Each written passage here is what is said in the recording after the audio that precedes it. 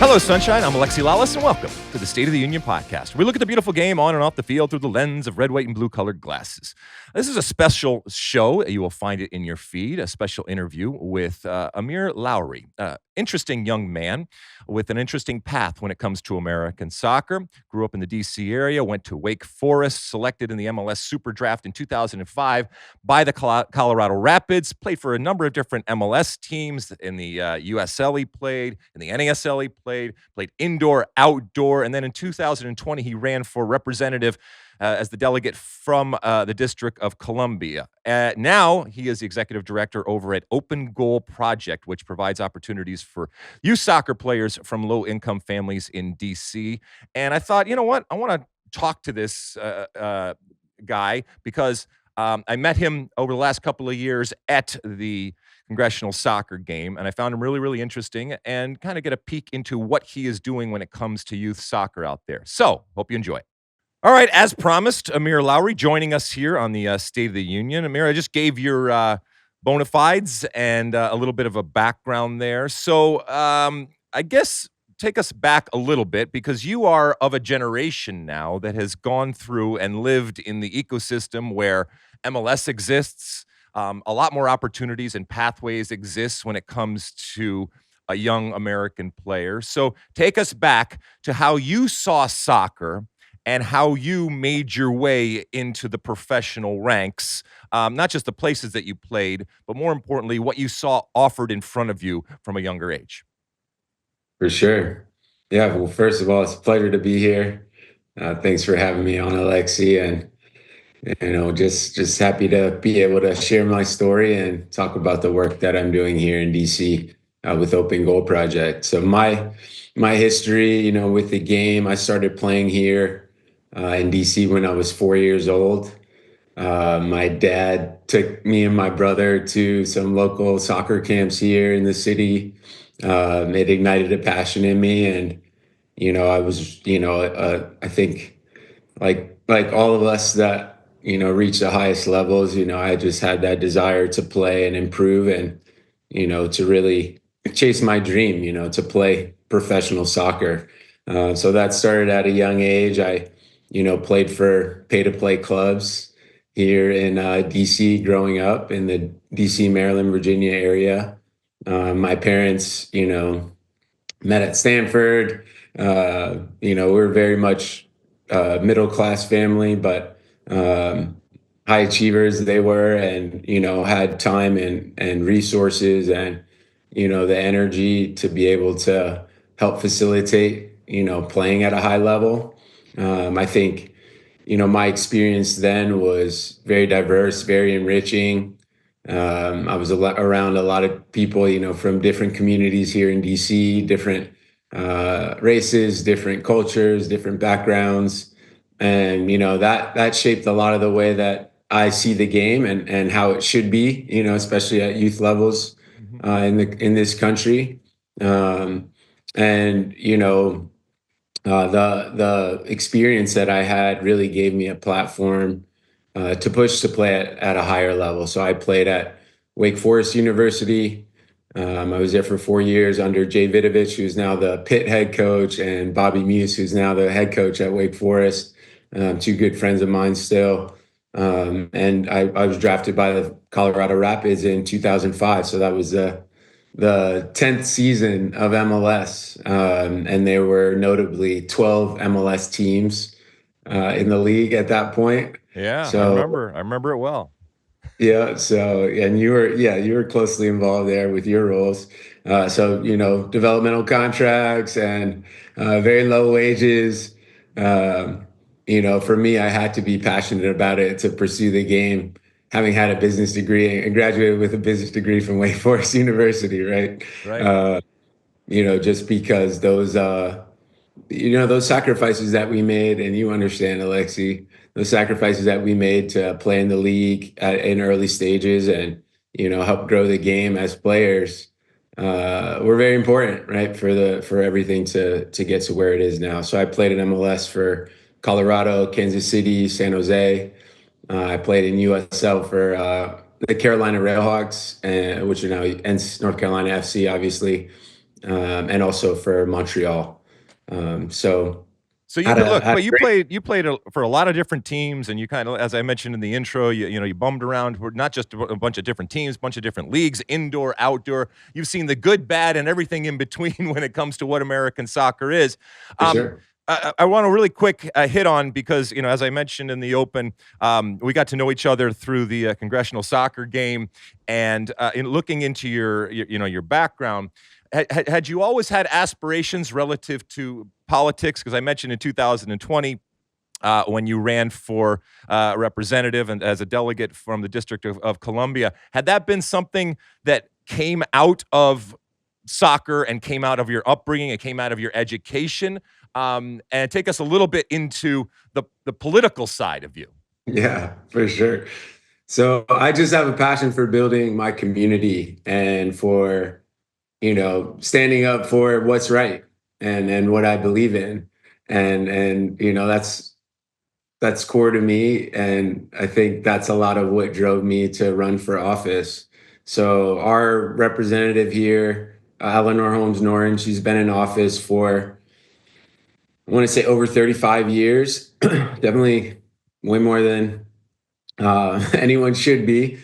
She's approaching her late 80s, and I believe that we need a different kind of leadership in Congress. We have a unique position as DC residents here without a vote in Congress, Mm-hmm. but I still believe whoever holds that role, whoever is representing us, I think is still a very powerful platform. I think any leadership role like that um, should be somebody creative and innovative and trying to do their best to move the city forward, not just on from a national perspective, but more so focused on local issues also. So I think that my background, being as involved in the community as I am and understanding DC on a deeper level, being a DC native and doing the work that I do, I think I have a lot to offer as far as the ideas and the grassroots work that I've done to help build up DC and DC residents and, like I said, my community here. Right. So So you came at it from a community aspect of it, but still, you got to peek behind the curtain and you got to see how the sausage is made. When you look back, and obviously you went through the campaign, didn't win the election, but I'm sure you got a hell of an education. So if you look back, what are some of the things that opened your eyes about politics, or in particular this particular race, as you look back on it? certainly, money Yeah. is everything. I think that was the first and most important thing. I ran during the pandemic, and I took a very non-traditional route. I decided not to raise money for my campaign just because a lot of people were struggling with a lot of other things. I felt like spending money on adverts or signage or whatever it may be, those resources could be directed to people who were actually in need during that moment. So I would say that it I wouldn't do it that way again. I Right. understand the importance after that of having a strong financial backing to any campaign, and I think that's key. In the environment that we're in today. And the other thing I would say is the term limits obviously are a hot talking point, and here in DC. I was just shocked, for lack of a better term, how easily and quickly people would go back and check the same box that they've been checking for 30 plus years, without necessarily doing their research or demanding more or really, like you said, peeling back the curtain and figuring out, okay, what is my representative, really doing for me and for our community. So I think those are some top level points that we're somewhat harsh realities, when we think about politics Well, today. it's an education, like you Yeah, said, and we are creatures of habit. We are voters of habit, and in order to break that, sometimes you have to kind of get into people's heads. It's not easy. All right, let's fast forward here to Open Goal and the Open Goal Project, and again, you can find that at opengoalproject.org.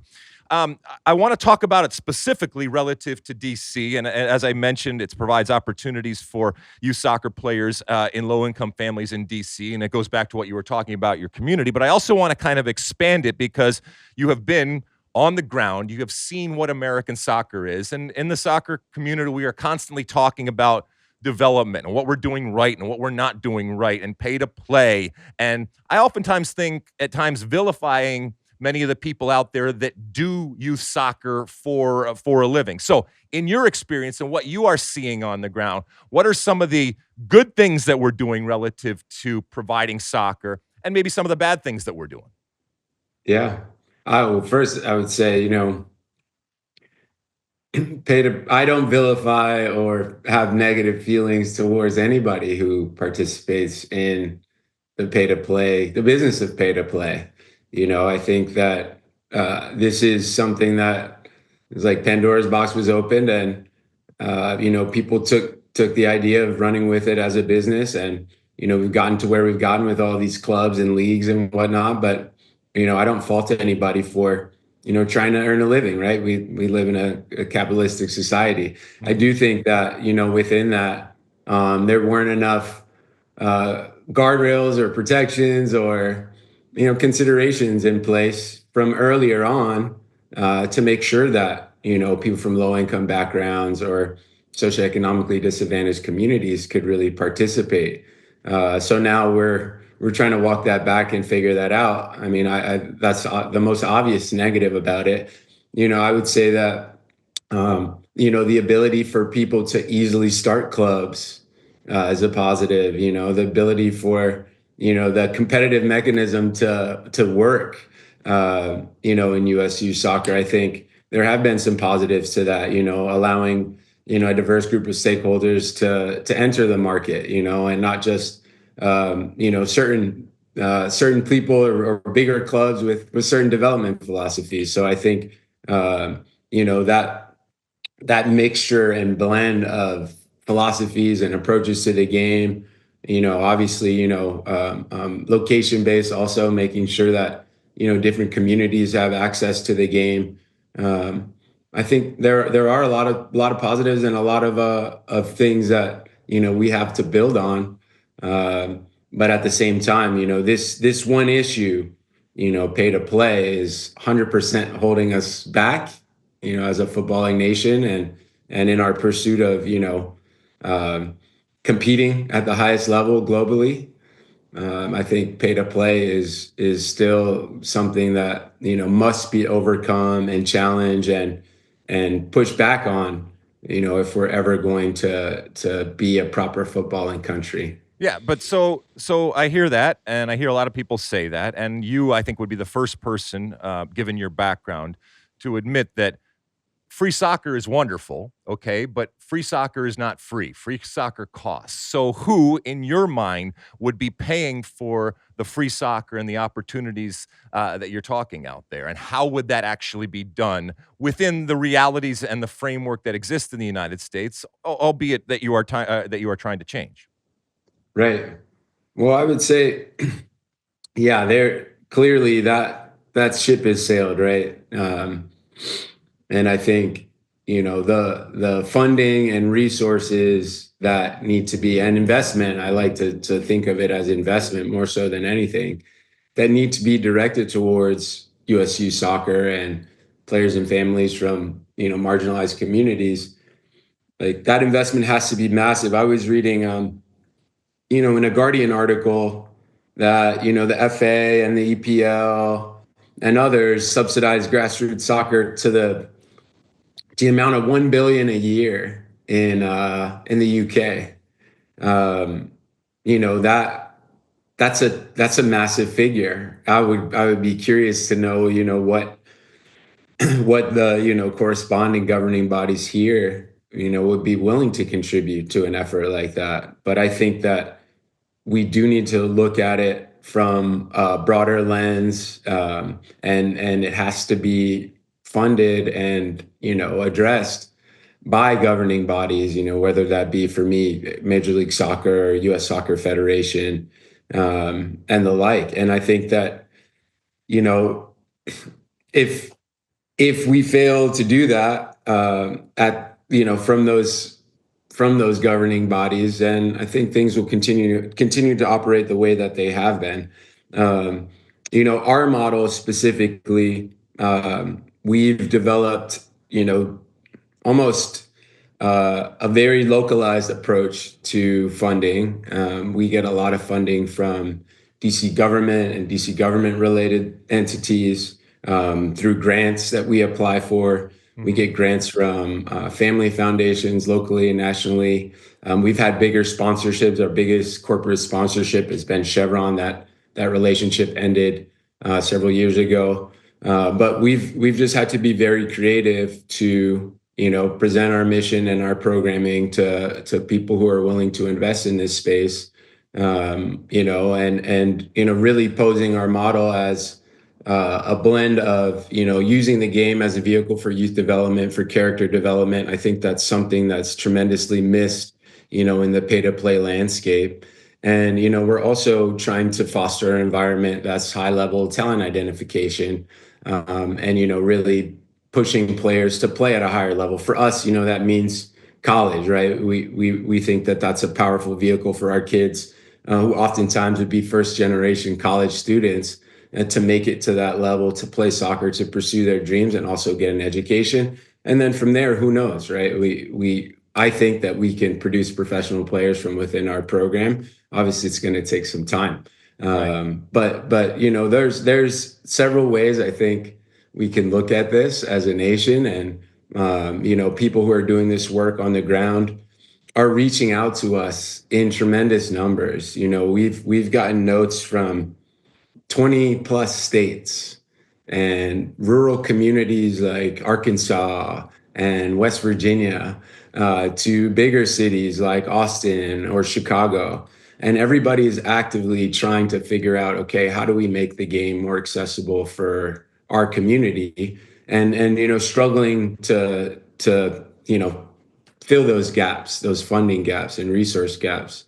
So I think that it's going to take a unique approach depending on where you are, in the country, and what those local funding sources and supports look like. But I also think that from the top, obviously, it's imperative that governing bodies and those who are holding the power and the resources and the dollars really start to make things more accessible. That's if and this is a question I pose. I think that us as a nation, we're okay with mediocrity, because we've been discussing this issue for a decade, as long as I've been running my organization, and still very little has changed. There have been performative things, there have been surface level things. The US Soccer Foundation, for example, does tremendous work, right? Building mini pitches, through their youth programming. But it's that first layer of access, and it's that first entry point to recreational soccer, really. Now, so that's an important piece of the development gaps that happen. But then above that, importantly, you have MLS Next and MLS Academy starting at U13, U14. Well, what does a kid do when they start playing on that mini pitch? They have a good time. They're maybe exposed to like a coach who's a teacher who doesn't know too much about, pushing or challenging a player to play at a higher level, or maybe doesn't have the outlet. What does that player do between 6, 7, 8 years old and 13 years old if there's no option for them to access a club? And if they can't afford pay to play soccer? I think there's a tremendous gap there as far as development goes. And that's one where, if for me, funding and resources need to drive towards that age level, so that players who are already playing the game and have developed a passion for the game can then go on and even have a chance to play at a club level or an MLS Academy level. Well, listen, you're on the ground and you are doing the work, and I hope you appreciate and respect that. Some of the pushback and the questions that I'm asking come from a place where I've been around for a while, even even longer than you, and I've heard this. You Yeah. mentioned, for example, investment a bunch of times. Well, what's the other part of investment? A return on investment, right? And so the ability Correct. for us to answer those questions that, you've been bringing up on a consistent basis. And look, I'm all for altruism and charity out there, but the reality is that when it comes to the money that we're talking about here and the amount of money that we're talking about here, there has to be state and national types of response. Okay, and that's taxpayer money. So what's the return on the investment? Why are we doing that? And I think you've talked a lot about some of those Yeah. returns. Some of that you can quantify. Some of them are, kind of bigger and long-term types of things out there. Amir, I'm gonna have to let you go here in a second, but I ask everybody that comes on the show, and I really appreciate, and hopefully you'll come back another time and let us know how it is going at Open Goal Project out there. Again, opengoalproject.org. Give me the best thing and the worst thing about American soccer. It could be big, it could be small, it could be on the field, it could be off the field, but the best and the worst thing about American soccer. The best thing about American soccer is the World Cup coming here next year and the ability for that, to really propel us, to greater heights, I think. And the worst thing, obviously, I'm going to say is pay to play, and just the detrimental effect on USU soccer, and the lack of access that is perpetuated by it. I believe that we have the potential to be a top footballing nation, but it's never going to happen unless those doors are really opened to everybody. And this concept around fully funded academies for me is a farce.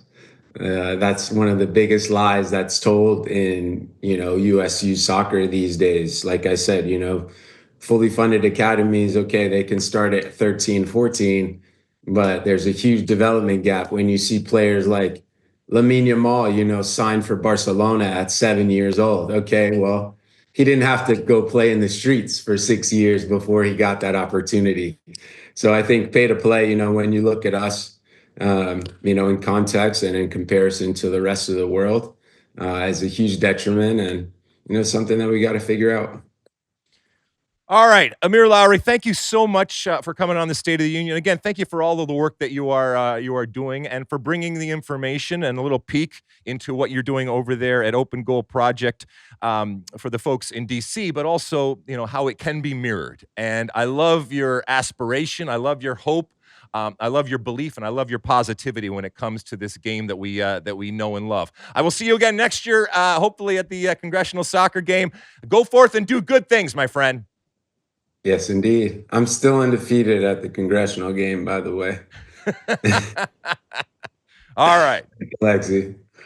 All right. Again, thanks to Amir Lowery. You can find him over there at opengoalproject.org, and go check out what he's doing. And I think the way he thinks about the game, I hope you found interesting, and constantly trying to solve this puzzle that is youth soccer. But the reality is that he is, as I said, day in and day out, doing the work over there in DC, as a lot of men and women are doing across our country, to provide opportunity, and not just the opportunity to kick the ball, but what that can translate into in terms of young hearts and minds when it comes to soccer, but more importantly, people that are going to hopefully lead the greatest country in the world here in the United States going forward, whether they continue to kick the ball or not. The lessons that you have and the experiences that you have when it comes to soccer can be beneficial. We want to make sure that as many people out there have that opportunity. I think Amir is doing a wonderful job there in DC. I hope you enjoyed it. We will talk to you again. Actually, I'll talk to you again tomorrow. This has been a special State of the Union. We'll talk to you again tomorrow when we do have another special State of the Union, when we find out who Mauricio Pochettino is going to bring to the Gold Cup this summer, a Gold Cup that you can see on Fox. So until then, and as always, my friends, size the day.